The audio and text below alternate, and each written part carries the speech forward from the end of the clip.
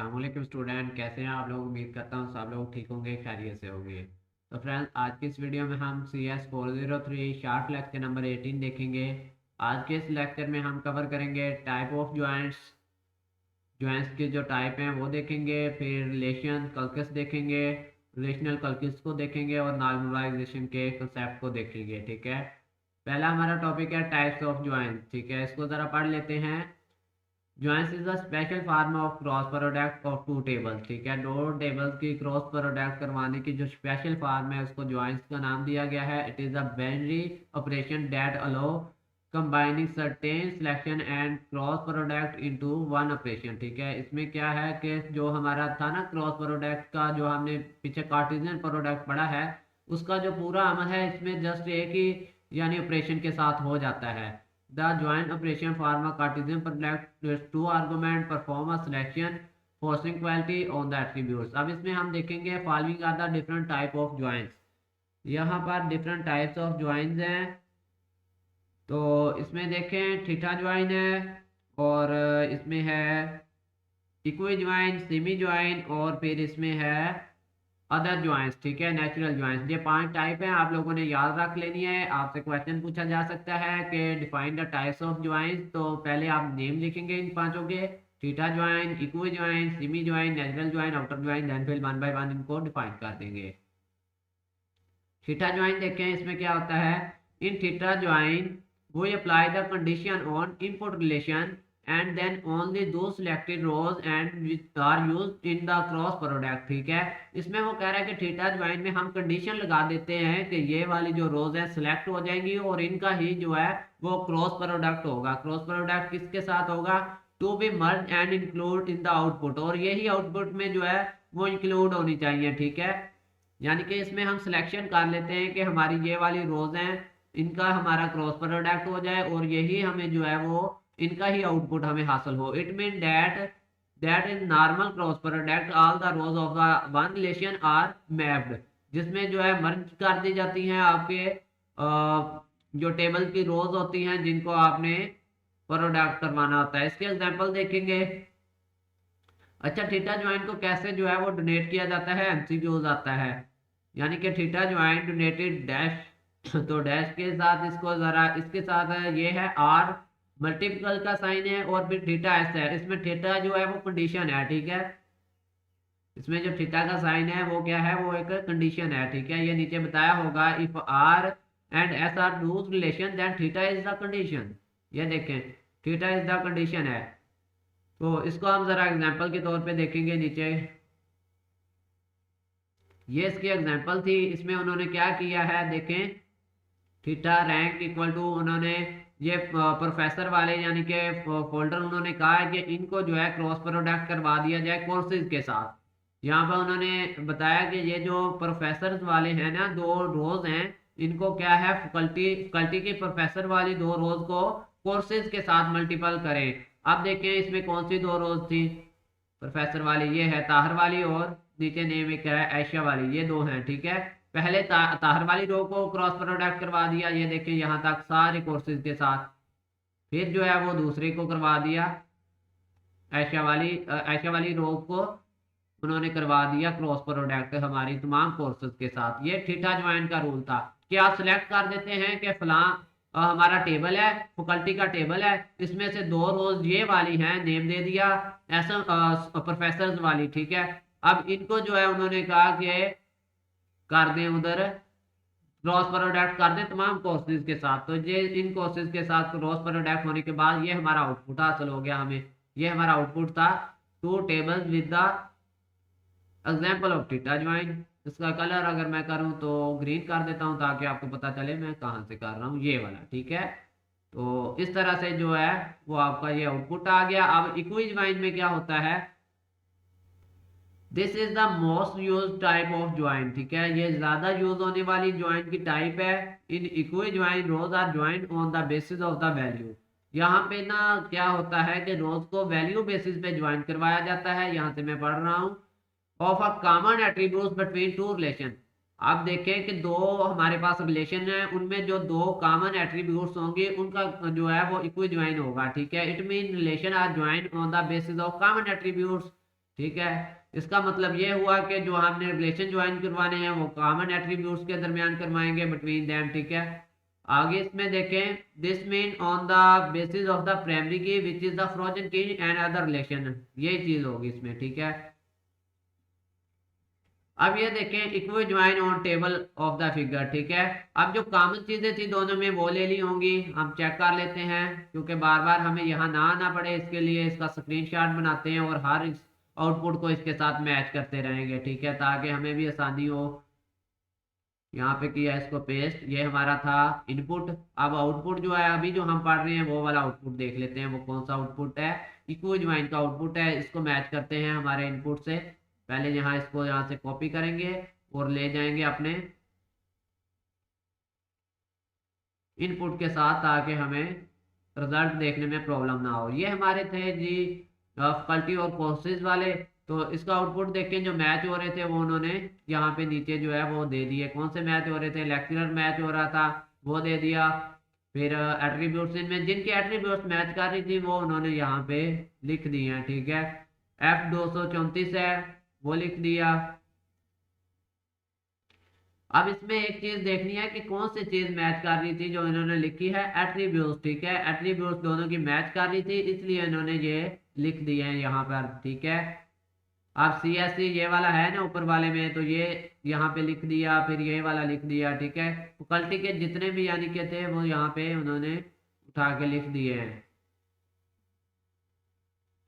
ये नीचे बताया हुआ है, in the above example the name of the common attribute between two table is the different, ठीक है। नेम डिफरेंट हो सकते हैं लेकिन उनका क्या है, सेम क्या है, that is the it is faculty in faculty. तो आईडी और कोर्स जो है ना, फैकल्टी की आईडी और कोर्सेज जो हैं, so it is not required to qualify. ये जरूरी नहीं है कि वो मैच हो। However there are no harm doing in still no an example after taking equal join only those tuples are selected in rows whose values are common। जिनकी value common थी उनको जो है वो रिलेशन में लिया गया है, ठीक है। नेम जो है वो मैंने नहीं रखते, फैकल्टी नेम जो है जस्ट इनकी वैल्यूज को जो है उसकी बेस पे यहाँ पर इनका जो है रिजल्ट वो शो करवाया गया है कि कौन सी वैल्यूज जो है वो मैच कर रही हैं, ठीक है। वैल्यू बेसिस पे जो है रिजल्ट दिया गया है। वैल्यूज देखें तो यहाँ पे वैल्यू थी F234, ये भी उन्होंने यहाँ पे रख दी। फिर F236 थी, ये भी उन्होंने पुट कर दी, ऊपर भी थी। F237 थी वैल्यू, वो भी उन्होंने पुट करवा दी, क्योंकि नीचे भी है ऊपर भी है, वो भी शो करवा दी उन्होंने। और फिर वैल्यू क्या थी, ये CS 3456 वैल्यू थी, ये पड़ी है, ये उन्होंने यहाँ पे करवा दी, ठीक है। इस तरह वैल्यू बेस पे जो है वो आपका जो है पूरा जो है सिस्टम जो है उन्होंने शो करवाया है, ठीक है। क्योंकि इसकी जो वैल्यू है F234 है तो वहां पे मौजूद है, ठीक है। इन सारों की वैल्यूज जो है ऊपर मौजूद हैं, ठीक है। सिर्फ एक है ऐसा जिसकी वैल्यू यहाँ पे मौजूद नहीं है, इसलिए वो जो है उन्होंने स्किप किया है, वो ऐड नहीं किया। वो कौन सा है, मैं जरा आपको हाईलाइट कर दूं, रेड कलर में हाईलाइट होगा, चेक कर लेना। ये वाला CSC ये जो है ना 3457 जो है फाइनेंशियल मैनेजमेंट, यहाँ पे इसकी वैल्यू जो है ऊपर मैच नहीं कर रही, वो उन्होंने स्किप किया है। देखें इसकी वैल्यू ना तो CS 3457 है ऊपर कहीं मौजूद है, नहीं है, और ना ही इसकी आगे कोई वैल्यू दी गई है जो ऊपर मौजूद हो। इसकी कोई एट्रीब्यूट या वैल्यू तो नहीं है जहां पर जो ऊपर मौजूद हो, तो फिर इसलिए उन्होंने इसको ऐड नहीं किया। उन्होंने दो चीजें देखी हैं, फर्स्ट वैल्यू और सेकंड वैल्यू। पहले कोड को देखा है, वो ऊपर मैच किया नहीं है, फिर वैल्यू के हिसाब से उन्होंने नीचे शो करवा दिया है सब कुछ। उम्मीद है आप लोगों को ये समझ आ गया होगा कि ये वैल्यू बेसिस पे जो है रिजल्ट शो करवाया जाता है इक्वल ज्वाइन में, जो एट्रीब्यूट्स आपस में मिल रही हो। आगे नेचुरल ज्वाइन, नेचुरल ज्वाइन को पढ़े। This is the most common and general form of join. ये मोस्ट कॉमन आम यूज होने वाली और जनरल होती है, आम। तो इफ वो इज सिंपली से join it mean natural join, ये MCQs आता है। इफ वो से simply join it mean that, तो ये नेचुरल ज्वाइन आपने लगा के आना है, ठीक है। It is the same as equal join but different is that natural join the common attributes pair only.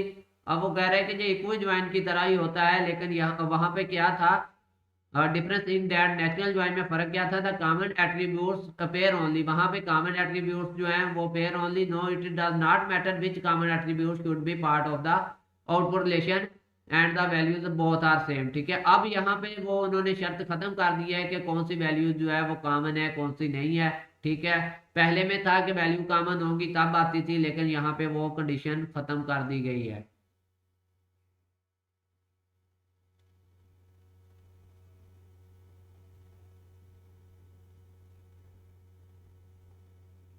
For example if we take the natural join of faculty and course output will be under, इस तरह से इसका जो output आएगा। अगला हमारा है left join और आउटर ज्वाइन, इन दोनों को हम पढ़ेंगे कि it is an example common attributes pair only once. ठीक है, जो कॉमन एट्रीब्यूट्स हैं वो जस्ट पेयर क्या होगी, ओनली एक दफा पेयर होंगी, rest of the behaviour in same. ठीक है, यहाँ पर भी बिहेवियर सेम है, नेचुरल ज्वाइन में भी इक्वल ज्वाइन की तरह। अब देखें कि left outer join, right outer join और हमारा एक और होगा इसमें आउटर ज्वाइन, ये तीन हम पढ़ेंगे तो इसको देखेंगे। ठीक है, पहले पढ़ेंगे लेफ्ट आउटर ज्वाइन में क्या होता है। ठीक है, in the left outer join all the tuple of the relation remain part of the output, यानी कि जितने भी आपके रिलेशन के टपल्स हैं ना लेफ्ट आउटर ज्वाइन वाले की, वो क्या है, वो आपके आउटपुट का हिस्सा रहेंगी। The tuple that have matching tuple in the second relation do have the corresponding tuple of the second relation. अगर यहाँ पे हमें लेफ्ट आउटर ज्वाइन की एग्जांपल मिले तो ये देखें, ये लेफ्ट आउटर ज्वाइन है, नीचे पढ़े ये दो टेबल दिए गए हैं। देखें तो इसमें क्या है, ये सारा वही एज इट रहा, ये वाला फर्स्ट वाला जो है ना हमारा, सॉरी ये ज्यादा हाईलाइट हो गया सारे का सारा, ये जो है ना कोर्स जो है ना, कोर्स हमारा कौन सा है, लेफ्ट ज्वाइन है, इसमें कोर्स वगैरह और ये आईडीज वगैरह इसमें जो है वो सारी की सारी उसने एज इट यहाँ पे शो करवा दी है नीचे, ये देखें एज इट कोई फर्क नहीं है। ठीक है, सारी उन्होंने करवा दी। अब फर्क कहाँ पे आना है, लेफ्ट ज्वाइन स्टूडेंट वाले राइट ज्वाइन में। जब राइट में करेंगे तो जो मैच हो रही होंगी वो लिखेंगे। ठीक है, ये S104 है तो S0 फरानाज उन्होंने उठा के वहां पे लिख दिया। ठीक है, ये देखें F104 फरानाज लिख दिया। फिर S101 है, S101 में क्या है, अली ताहर है, वो उन्होंने S101 मैच किया और अली ताहर लिख दिया। फिर S101 है, वो भी अली ताहर है, उन्होंने लिख दिया अली ताहर। फिर S103 है, यहाँ पर मौजूद है फराह हुसैन, तो ये उन्होंने यहाँ पे S103 फराह हुसैन लिख दिया। अब है S104, S104 फरानाज है, तो ये लिख दिया उन्होंने S104। अब जो बाकी बचा वो उन्होंने नल कर दिया, क्योंकि इसकी जो वैल्यू थी वहां पे मौजूद नहीं थी, तो ये नल हो गया। ठीक है, जैसा कि यहाँ पे बताया होगा उन्होंने कि however for the tuple that left relation we do not have matching record, जिसका रिकॉर्ड मैच ना कर रहा हो in the right tuple have null values against attributes, तो वहां पे हम नल वैल्यू लिख देंगे। अब राइट वाले में देखें, राइट वाले में क्या होगा,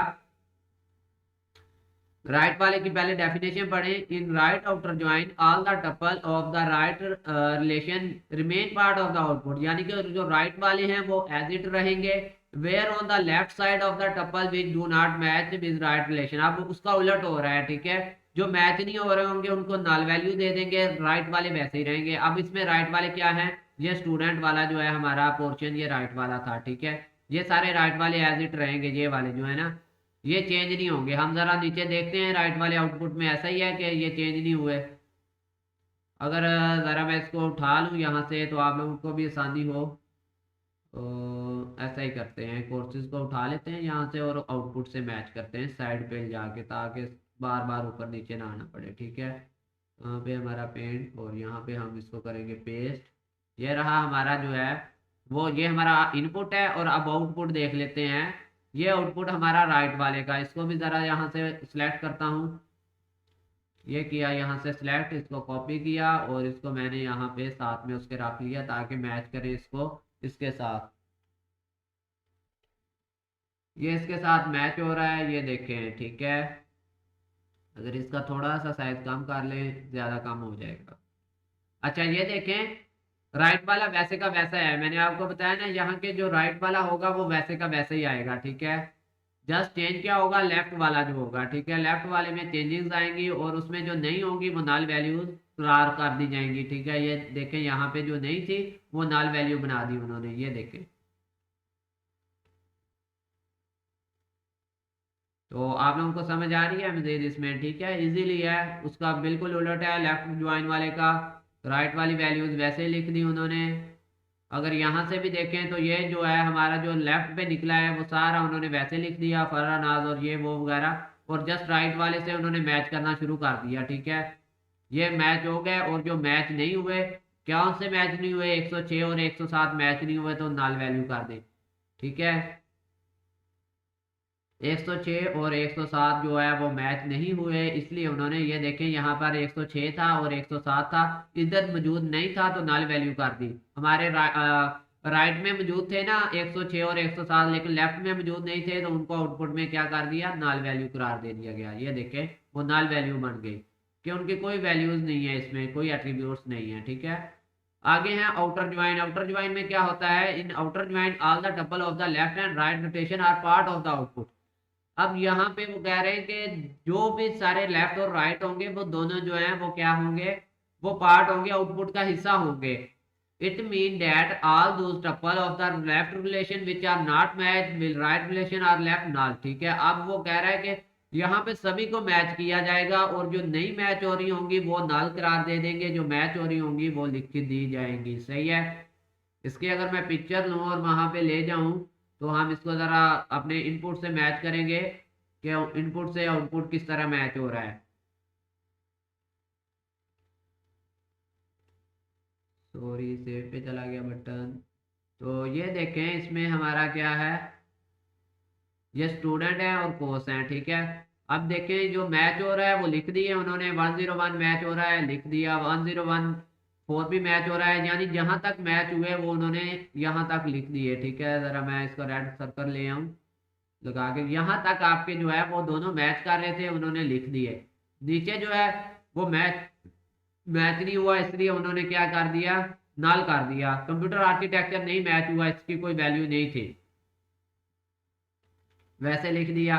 और दूसरे खाने में जो थे दो एक्स्ट्रा थे, S106 और S107, ये दो वैल्यूज एक्स्ट्रा थी, इधर नहीं मौजूद थी, वो भी उन्होंने नीचे लिख के नल कर दिए। ये देखें यहाँ पे नल कर दिए। ठीक है, इस तरह से जो है ये हमारा बन गया कौन सा, आउटर ज्वाइन, जिसमें दोनों मौजूद हैं, लेफ्ट और राइट दोनों मौजूद हैं। ठीक है, तो उम्मीद है आप लोगों को ये समझ आ गई होगी, बहुत ही सिंपल था ये। आगे हमारा है सेमी ज्वाइन वाला। In semi join first we take the natural join of two relation, हम नेचुरल ज्वाइन लेते हैं दोनों रिलेशन का, then we project the attributes of the first table only.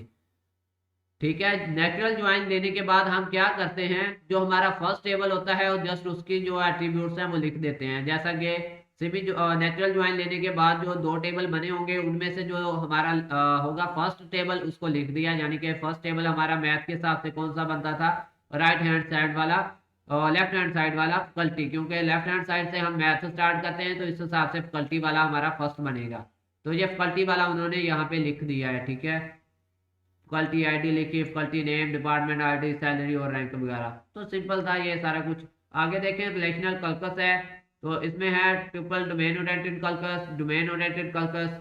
इसको देखें ट्रिपल ओरिएंटेड रिलेशनल कलकस, इसमें देखें इन triple oriented calculus we are in interested mainly in finding relation tuples of which are predicate is true। ठीक है, इसमें हम देखते हैं कि कौन से हमारे जो रिलेशंस हैं वो ट्रू हैं, कौन से फाइंड है। इसमें होता है to do we need to tuple variable, यहाँ पे हमें कुछ वेरिएबल्स की जरूरत पड़ती है।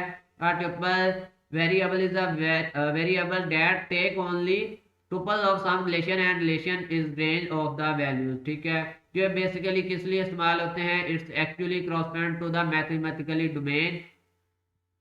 आगे है रेंज ऑफ इट्स स्टूडेंट। ठीक है, यहाँ पे रेंज का फार्मूला बताया गया है कि किस तरह से हम जो है वो रिलेशंस की जो है रेंज फाइंड करते हैं। ठीक है, नॉर्मलाइजेशन है, इंशाल्लाह नेक्स्ट लेक्चर में इस बार हम डिटेल से बात करेंगे, इसका प्रोसेस नेक्स्ट लेक्चर में हम पढ़ेंगे नॉर्मलाइजेशन क्या होता है।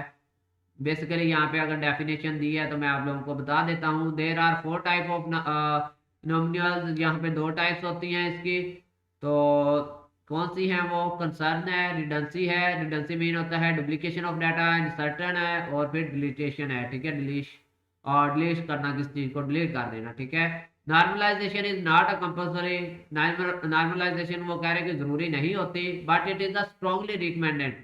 एक चीज होती है ना कि आपको कहा दिया जाए कि ये जरूरी है, और एक आपको ये कहा जाता है कि आप अगर ये करेंगे तो ठीक रहेंगे, अगर नहीं करेंगे तो आपकी मर्जी है, वो होती है रिकमेंडेशन। वो कह रहे हैं कि ज़रूरी नहीं है, लेकिन रिकमेंड जो है वो स्ट्रांगली की जाती है। ज़्यादातर लोग रिकमेंड करते हैं कि आप नॉर्मलाइजेशन करें। इसका बेनिफिट क्या है आगे बताया गया है, because normalization design make the maintenance of the database much easier. वो कह रहे हैं कि नॉर्मलाइजेशन किसी भी डिज़ाइन को करना जो है वो हमारी डेटाबेस को मेंटेन करने में आसानी प्रोवाइड करता है। तो इंशाल्लाह नेक्स्ट लेक्चर में हम नॉर्मलाइजेशन को डिस्कस करेंगे। अगर आपको आज का लेक्चर अच्छा लगा तो हमारे चैनल को सब्सक्राइब करें और बेल के आइकन पर दबा लें और वीडियो को लाजमी लाइक करें।